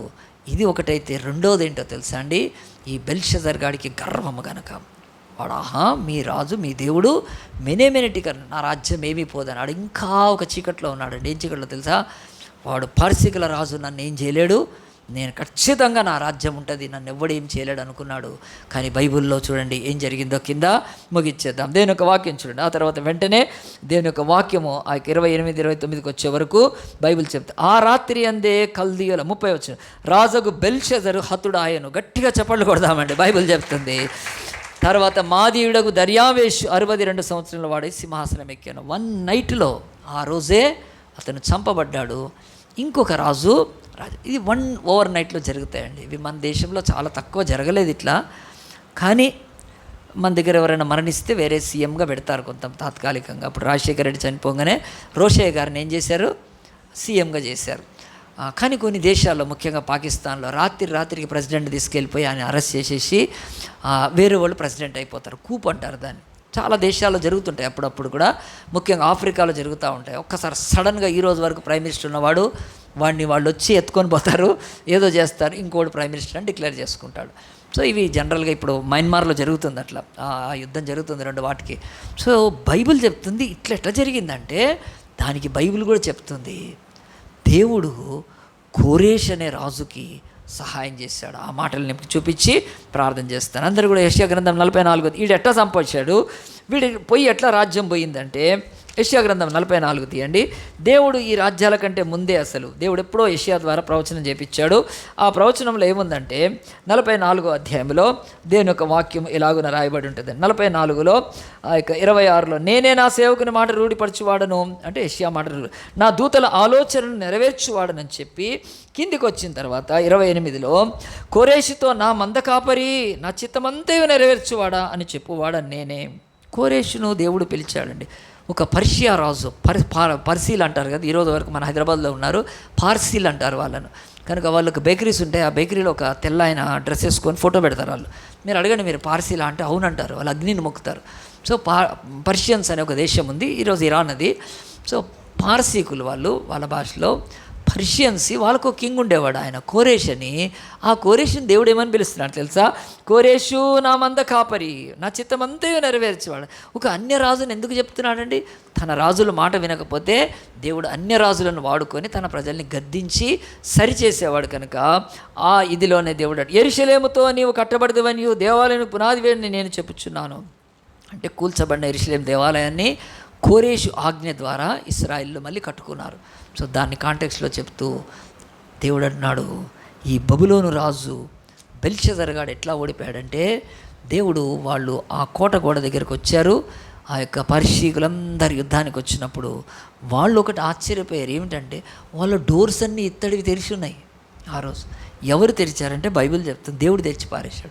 వాళ్ళు తాగిన మత్తులో ఉండి ఆ యొక్క యెరూషలేము యొక్క ఆ యొక్క కోట గోడ పెట్టాము, దీని మీద పెట్టు, ఆ యొక్క బబులోను రాజ్యం యొక్క కోట గోడలకు ఇత్తడి తలుపులు ఉండేవి. అభేద్యమైంది, ఎవడు వాళ్ళని జయించి అలాంటి ఒక సామ్రాజ్యం ప్రపంచంలో ఏలింది కనుక మోస్ట్ డేంజరస్ ఆ యొక్క ఎంపైర్ భూమి మీద. అదిగో ఆ గోడలు, వాటికి దర్వాజాలు ఉంటాయి పెద్దవి ఎత్తవి. అవి దేవుడు ఏం చేశాడంటే ఆయన ప్రవచించాడు, ఒకరోజు ఈ దర్వాజాలు తెరిచేస్తాను, మీరు లోపలికి వెళ్ళిపోండి అని కోరేష్కి చెప్పింది. 45వ అధ్యాయంలో ఉంటుంది చూడండి. 45వ అధ్యాయంలో నేను చదువుతాను. అతని పక్షమున జనులను జయించుటకు నేను అతని కుడి చేతిని పట్టుకొని ఉన్నాను. కోరేషు చెయ్యి దేవుడు పట్టుకున్నాడు కనుక బెల్షస్సర్ సంగతి చూస్తాడు దేవుడు. నేను రాజుల నడికట్లను విప్పేదను, ద్వారములని ఎదుట వేయబడకుండా తలుపులు తీసేదను అని యెహోవా తాను అభిషేకించిన కోరేషుని గురించి సెలవిచ్చున్నాడు. నేను నీకు ముందుగా పోవచ్చు మెట్టగాన స్థలం సరళం చేస్తాను, ఇత్తడి తలుపులను పగలగొట్టేదని ఇనుప గడియలను విరగొట్టేదను. జస్ట్ ఈ బైబిల్లో ఉన్న ప్రవచన నెరవేర్పే జరిగి వాడు ఏం చేశాడంటే ఆ రాత్రి ఎట్లా చంపారంటే కోరేషు వాళ్ళు వచ్చేసారు లోపలికి, ఇత్తడి తలుపులు తెరవడు దేవుడే తెరిచిపెట్టాడని. ఎట్ట తెరిచాయని అన్నాడు కదా, కానీ బైబిల్లో జరిగింది. కన్యక గర్భవతి ఎట్లా అవుతుందంటే దేవుడు చేస్తాడు. దేవుడికి తెలుసు కనుక బెల్షస్సర్ అనే వాడు గర్వాన్ని అణిచి దేవుడు కోరేషు ఆయన సైన్యంతో వచ్చినప్పుడు లోపలికి ఇత్తడి తలుపులు తీసేసి పగలగొడితే అవి లోపలికి వచ్చారు. వచ్చి వీడిని బెల్షస్సర్ని చంపి పారేశారు. చంపేసి ఇమ్మీడియట్గా దర్యావేష్ అనే ఆ యొక్క పర్షియా రాజు యొక్క సెకండ్ కింగ్ అతని దగ్గర ఉండేవాడు కోరేష్కి. ఆ దర్యావేషు అతను రాజ్యాన్ని తీసుకొని రాజ్యాన్ని ఏలాడు. సో ఈ మాటలు ఎందుకు నేను చెప్పాల్సి వచ్చిందంటే భూమి మీద గుర్తుపెట్టుకోండి ప్రియ దేవుని బిడ్డలారా, ఈరోజు మన యొక్క ఈ బైబిల్లో థీమ్ లేకపోతే సెంట్రల్ థీమ్ ఏంటంటే మనం అనుకున్నవన్నీ జరుగుతాయా? ఈ ప్రశ్న వేసుకున్నాను. మనం అనుకున్నవన్నీ జరుగుతాయా? ఒక బెల్షస్సర్ అనే రాజు వాడు అనుకున్నాడు నేను విందును పెట్టాడు, తాగాలని తాగాడు, వాడు పాత్రలు తెప్పిస్తే తాగాడు కదా. తన దేశానికి ఏమీ కాదు, తన సైన్యం అంతా కూడా గొప్పవాళ్ళు, నేను ఈజీగా కోరేషును వెనక్కి జయించి పంపించేది అనుకున్నాడు. వాడే కుప్పగూలి, వాడే నాశనం అయిపోయి, వాడే హతమైపోయి దేశం వేరొక హస్తగతం అయిపోయింది.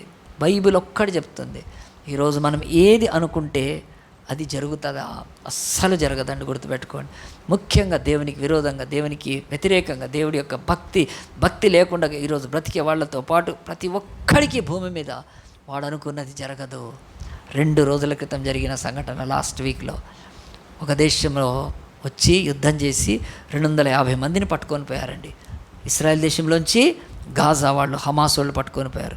ఆ హమాస్లు పట్టుకొని పోతే 2 ఏళ్లలో కొద్ది మంది వదిలిపెట్టారు. లాస్ట్కిగా గాజా హమాస్ యుద్ధాన్ని మన యొక్క అమెరికా ప్రెసిడెంట్ ట్రంప్ దాన్ని ఆపటానికి ప్రయత్నం చేశాడు. ఆ ప్రయత్నం సఫలీకృతమైంది. ఇక గాజా హమాస్కి యుద్ధము సమాప్తము, పీస్ టాక్స్ అయిపోయి నేను సంతకాలు చేస్తే ఆ 20 మంది ఇంకా ప్రాణాలతో ఉన్న వాళ్ళని బందీలను వదిలిపెట్టారు. ఇంకొక 17 మంది శవాలు చచ్చిపోయారు. అక్కడికి వెళ్ళాక వాళ్ళ శవాలు కూడా అందరూ సో మొత్తానికి గాజాలో నుంచి వాళ్ళను యునైటెడ్ నేషన్స్ వాళ్ళు తీసుకొని వచ్చి అప్పచెప్పారు. ఎట్లా ఏడుస్తున్నారండి వాళ్ళు. 2 ఏళ్ళు తమ బిడ్డల్ని చూడకుండా, తన భార్యను చూడకుండా, పిల్లల్ని చూడకుండా వాళ్ళ ఏడుపులు ఈరోజు ప్రపంచంలో వైరల్ అవుతున్నాయండి. పట్టుకొని ఏడుస్తున్నారు. 2 years తిండి లేకుండా ఆ యొక్క అండర్ గ్రౌండ్లో పెట్టి బాధ పెట్టారు కదా వీళ్ళు హమాస్ వాళ్ళు. ఇప్పుడు వాళ్ళని విడుదల చేసినాక వచ్చేసారు. అదే రోజు విడుదల చేసిన రోజు ఆ యొక్క ట్రంప్ అమెరికా నుంచి ఇజ్రాయెల్ దేశానికి వెళ్ళాడు. వాళ్ళ పార్లమెంట్లో మాట్లాడాడు. ఏమని మాట్లాడాడు? జనరల్గా మాట్లాడాడు కనుక మనము శాంతిగా ఉండాలి, ఈ వెస్ట్ ఏషియాలో శాంతి స్థాపన మాట్లాడి ఏం చెప్పాడంటే ఇక హమాస్ ఆయుధాలు పట్టుకోకూడదు, ఆయుధాలు వదిలిపెట్టాలని సంతకం చేస్తే తను గ్రేట్గా ఫీల్ అయ్యాడండి ట్రంప్. నా వలన ఒక పెద్ద యుద్ధం ఆగిపోయింది అని చెప్పి ఆనాడు ఆయన ఆ రోజు ఆ యొక్క మీటింగ్ మాట్లాడి మళ్ళీ అమెరికాకి వెళ్ళిపోయాడు. అమెరికాకి వెళ్ళిపోతే ఆ సాయంత్రం కల్లా తెలిసింది ఏంటో తెలుసా అండి, ఈ హమాస్ వాళ్ళు వీళ్ళని 20 మందిని వదిలిపెట్టారు. కొన్ని శవాలు పంపించారు, కొన్ని శవాలు పంపించలేదు. కానీ ఆ సాయంత్రం ఏం చేశారంటే, హమాస్ వాళ్ళు ఆయుధాలు ఏం వదిలిపెట్టలేదు కదా, వీధుల్లో నిలబెట్టి ఒక్కొక్కళ్ళని కాల్చి చంపారండి. ఆ ఫోటో చూద్దాం చూడండి, ఇది కదా ఎంత భయంకరంగా కాల్చారు. ఏం ఆయుధాలు వదిలిపెట్టలేదు. 50 మంది నుంచి 200 మందిని చంపేశారు. టక టక టక టక పేల్చి ఆ ఫొటోస్ కొద్దిసేపు వచ్చి తర్వాత గవర్నమెంట్స్ అంటే మీడియా వాళ్ళు తీసేశారు. రక్తం ఇట్లా పారుతుందండి రోడ్డు మీద, చుట్టూ జనాలు నిలబడితే కాల్ చేశారు ఇలా హమాస్ వాళ్ళు. సో వెంటనే ఈ విషయాన్ని ట్రంప్కి చెప్పారు. ట్రంప్ ఊగిపోయాడండి. తెలుసా ఎట్లా ఊగిపోయాడంటే, నేను చెప్పితే నా మాట వినట్లేదు, తను అనుకున్నది ఒకటి జరిగింది ఒకటి. బెల్షదర్ ఏమనుకున్నాడో వాడికి జరగలేదు. అట్లే ట్రంప్ కూడా ఊగిపోయాడు, నేను చంపి పారేస్తానని. ఎంత కోపం అవుతాడు. ఐ విల్ కిల్ దెమ్, ఒక్కొక్కడిని నేను చంపేస్తాను. హమాస్ నా దగ్గర ఒప్పుకొని సంతకం పెట్టించి నేను మధ్యవర్తిగా మీ దేశాలకు ఉంటే నన్ను అవమానపరిచేంత పెద్ద ప్రెసిడెంట్ని ప్రపంచంలో నేను, నా మాటలు పక్కన చేసి మీ వాళ్ళని మీరు చంపేస్తారా, మీరు మళ్ళీ ఆయుధాలు పట్టుకుంటారా, నేను ఒక్కడిని వదిలిపెట్టాను. నేను ఇప్పుడు ఒక్క మాట మాట్లాడితే ఇస్రాయల్ దేశం నుంచి సైన్యం వచ్చి మళ్ళీ మీ హమాస్ వాళ్ళందరినీ లేపేస్తాయి. ఇప్పటికే 2 సంవత్సరాల నుంచి దారుణము. 16,000 మంది పిల్లలు చచ్చిపోయారు, 67,000 మంది మృతులైపోయారు. దేశమంతా కూడా భూకంపం వచ్చినట్టు, భూకంపం కంటే ఎక్కువ బాంబులు పడ్డాయి కనుక శిథిలమైపోయి శిథిలాల మధ్యలో బతుకుతున్నారు. హాస్పిటల్ లేదు, స్కూలు లేదు, వాటర్ లేదు, తిండి లేదు, కరెంటు లేదు, నెట్వర్క్ లేదు. 2 ఏళ్ళు మగ్గిపోయారు మీరు. హమాస్ అనే దుర్మార్గులారా మీరు. ఎంత దానికి కారణం, ఆ రోజు మీరు ఇస్రాయల్ మీద అటాక్ చేయకపోతే ఇదంతా అయ్యేది కాదు కదా అని. 2 ఏళ్ల నుంచి ఎవరు ఈరోజు ఇజ్రాయెల్ దేశానికి వెళ్ళలేకపోతున్నారండి. ఇజ్రాయెల్ దేశం మీద హోలీ ప్లేస్కి వెళ్తారు కదా ప్రపంచంలో అందరూ, 2 ఏళ్ల నుంచి వెళ్ళలేకపోతున్నారు. ఎంత దారుణం చేసి పెట్టారు. ఇప్పుడు మళ్ళీ నా మాట వినకుండా మీరు ఆ యొక్క కాలుస్తారా అని అంటున్నాడండి. ఇది ఎందుకు నేను ఎగ్జాంపుల్గా చెప్తున్నా అంటే, ఈరోజు ట్రంప్ అనుకున్నట్టు జరిగిందా అండి? ఏమీ జరగలేదు. చాలా సూపర్ పవర్ వాళ్ళు కనుక వాళ్ళని ఎదిరించే దేశమే లేదు ఈరోజు అసలు. అంత పవర్ఫుల్ అమెరికన్స్. సో ఈరోజు ఈ మాటలు ఏం చెప్తున్నాయంటే, మనం ఒక హెచ్చరిక, మనం ఏదనుకుంటే అది జరుగుతుందా అనకూడదని బైబిల్ చెప్తుంది. ఆ మాటలు నేను స్క్రీన్ మీద కూడా చూపిస్తాను, మీరు చూడండి. యాకోబు పత్రిక తీయండి. యాకోబు పత్రికలో 4వ అధ్యాయంలో 14-13 వచనాలలో ఉంటుంది.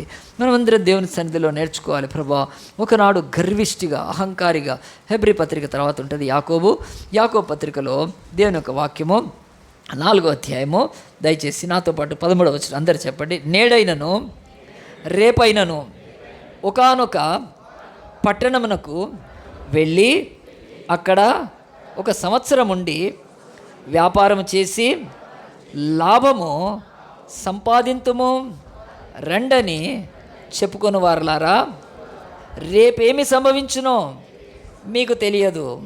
మీ జీవం ఏపాటిది? మీరు కొంతసేపు కనపడి అంతలో మాయమైపోవు ఆవిరి వంటి వారే. కనుక మనము ఎప్పుడైనా ఏం చెప్పాలి? తర్వాత చదువుతాను. కనుక ప్రభువు చిత్తమైతే మనము బ్రతికి ఉండి ఇది అది చేతుమని చెప్పుకొనవలెను. ఈ మాటలు నేను బైబిల్లోంచి, ఎందుకంటే యాకోబు అనే దేవుని యొక్క ఒక అపోస్తుడు కదా రాసింది. రేపేమి సంభవించదు. బెల్షదర్కి తెలుసా అంటే రేపేమో జరుగుతుందో? వాడు రాత్రి మందు బాగా తాగుతున్నాడు, వాడికి తెలుసా ఏమవుతుందో? దేవుడి హస్తం వస్తుందని తెలియదండి. వాడు అనుకున్నాడు పర్షియా రాజ్యం నన్ను జయించలేదు అనుకున్నాడు. సో వాడితోటి ఆ రాజ్యం అంతం అయిపోయిందండి. బెల్షదర్ తర్వాత వాడి కింగ్డమ్ క్లోజ్ అయిపోయింది. వేరే రాజ్యాన్ని దేవుడు తీసుకొచ్చాడు. అది మాదీల రాజ్యము, పారసీకుల రాజ్యం. పర్షియన్ రాజు ఉన్నాడు కనుక ఆ పర్షియా రాజు యొక్క భార్యనే ఎస్తేర్. ఈ బైబిల్లో ఉంది కదా, ఎస్తేర్ గ్రంథం ఉంది కదా, ఎస్తేర్ ఆ యొక్క పర్షియా రాజుకు ఒక యూదురాలు భార్య అయింది. సో ఇలాగున్న బైబిల్లో బహు స్పష్టంగా మనకు కూడా చెప్తుంది, మనం అనుకున్నవన్నీ జరుగుతాయా? అస్సలు జరగవండి.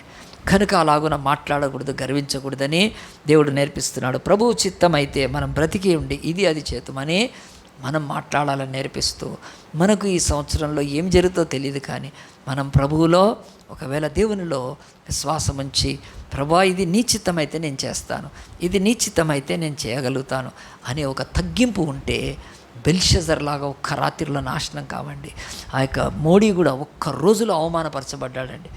మోడీ అంటే ట్రంప్ చెప్పింది అందరు ఏం అమాసోళ్ళు కూడా వినలేదండి. కనీసం చంపి కాల్చి 50 మందిని చంపేశారు. ఆ రోజు సాయంత్రంకే చంపేశారు. వీళ్ళు ఇంటికి పంపించారని అంటే వేసేసారు. సో గుర్తుపెట్టుకోండి, ఎవ్వడు కూడా నేను అనుకున్నది జరుగుతుందని ఈ భూమి మీద అనుకోకుండా దేవుని భక్తులైతే ప్రభువా నీ చిత్తం జరగాలి, నాది కాదు. నీ చిత్తం అయితే నేను ఇది చేస్తాను, నీ చిత్తం అయితే ఉద్యోగం చేస్తాను, నీ చిత్తం అయితే ఇల్లు కట్టుకుంటాను, నీ చిత్తం అయితే సేవ చేస్తాను, నీ చిత్తం అయితే పరిచర్య చేస్తాను, నీ చిత్తం అయితే నేను ఊరికి వెళ్ళొస్తాను. అలాంటి స్వభావం ఉన్న వాళ్ళ మీద దేవుడి కృప ఉంటుంది తప్ప గర్వించి నేను ఇది చేస్తా అన్నారనుకోండి, బెల్షెజర్ గతే పడుతుంది. మనకు అందరం తల వంచుదాం, కళ్ళు మూసుకుందాం, ప్రార్థన చేసుకుందాం. దేవుడు మంచి దేవుడు కనుక దేవా ఈరోజు నేను వాక్యం విన్నాను ప్రభా, నా జీవితంలో ప్రభా నిశ్చయంగా ప్రభా నా తండ్రి ఏది పడితే అది జరుగుతుందని నేను అనుకోవట్లేదు ప్రభా, నీవు నాకు సహాయం చేయి ప్రభా అని చెప్పి అందరం తల వంచి ఒక్క మాట ప్రార్థన చేసుకుందాం. అందరం దేవుని వైపు చూద్దాం. ప్రభా ఈ దినమో నేను ఒక మంచి వాక్యం విన్నాను ప్రభా. పాత నిబంధనలో దానియేలు గ్రంథంలో బెల్షెదర్ అనేవాడు కల్దీయుల యొక్క బబులోను రాజు కనుక వాడి యొక్క త్రాగుడు, వాడు దేవుణ్ణి అందరి దేవుళ్ళతో యెహోవా దేవుణ్ణి కలిపాడు. ఆ రోజు అన్య దేవుళ్ళు అన్నీ కూడా వెండి బంగారు ఇత్తడి కర్ర బొమ్మలే, అంతే మాడి బొమ్మలు కూడా అవే. ఆ దేవుళ్ళే ఏమి చేయలేకపోయారు. అసలు యెహోవా అనే ఒక దేవుడు ఉంటాడు, ఆయనకు బొమ్మలు ఉండవు. కానీ ఆయన పాత్రలను తీసుకొచ్చి తాగి ఆయనను కూడా కించపరిస్తే తన యొక్క ప్రధానులకు, తన యొక్క సైన్యాధికారులకు బూస్ట్ ఇస్తున్నాడు. వాడు చేయండి, మీరు యుద్ధం చేస్తే గెలుస్తారు. ఏ దేవుడు ఏ దేవతను నమ్ముకున్న ఏ రాజ్యం మన ముందు నిలవదు అని గర్విస్తున్న వాడి యొక్క బ్రతుకు ఆ రోజు అంతమైపోయింది. ఆ రోజు కనుక మనం తెలియదు భూమి మీద ఏపి సంభవిస్తుందో కనుక మనము అతిశయించకూడదు, గర్వించకూడదు, మనము విర్రవీగకూడదు, పొగరుబట్టిన మాట్లాడకూడదు. గర్వపు అహంకారం మాట్లాడితే మట్టి గరుస్తాం. కనుక దేవుని బిడ్డలా పని చేయరు. కానీ నేను చెప్తున్నాను, ఎవరైనా గర్వించే వాళ్ళు ఉంటే కనుక దయచేసి దేవా నీ చిత్తమైతే ఇది నేను చేస్తానండి. దేవుడు మనల్ని బలపరిచి నడిపిస్తాడు. కనుక ప్రభువా ఈ సంవత్సరం నేను ఇది చేయగలుగుతానా, నీ కృప నాకు దయచే నాయనా, నీ చిత్తమైతేనే నేను చేస్తాను, అది మంచిది. కనుక ఇప్పుడు సేవకులుగా గర్వించి నేను ఆ రిట్రీట్ చేస్తాను, ఈ రిట్రీట్ ఏమీ లేదు. ప్రభు చిత్తమైతేనే కల్వకుర్తి రిట్రీట్ జరిగింది. అసలు ప్రభు చిత్తమైంది కనుక నేను చెప్తున్నాను. అసలు ఉద్దండపురం కొరకు, తర్వాత ఇక్కడ యాచారం కొరకు ప్రార్థన చేశాం.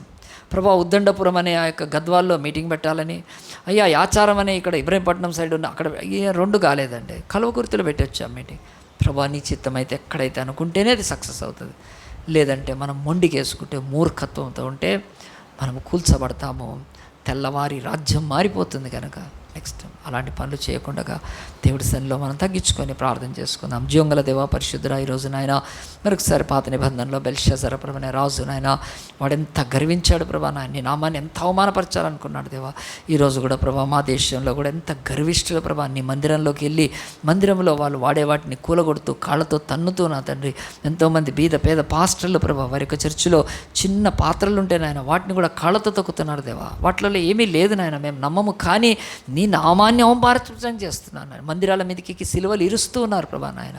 అయ్యా దూషిస్తున్నారు ప్రభా నాయన, మీరు ఎవరికి పుట్టారనే ఒక నీచమైన మాట కూడా మాట్లాడుతున్నారు నాయన. అయ్యో నాయన, బెల్షెజర్ వరకు గర్విస్తున్నారు నాయన మా దేశంలో కూడా. కనుక ప్రభా ఈ అంధకారంలో ఉన్న ప్రభా ఈ విగ్రహారాధికులు గర్విస్తున్నారు కనుక దేవా అయ్యా నువ్వు ఓర్చుకుంటున్నావు దేవా. ఆనాడు యేసుక్రీస్తు లేడు కనుక బెల్షెజర్ కూల్చబడ్డాడు ప్రభా నాయన, కానీ ఈరోజు యేసయ్యా నువ్వు ఉన్నావు కనుక అడ్డుకుంటున్నావు నాయన.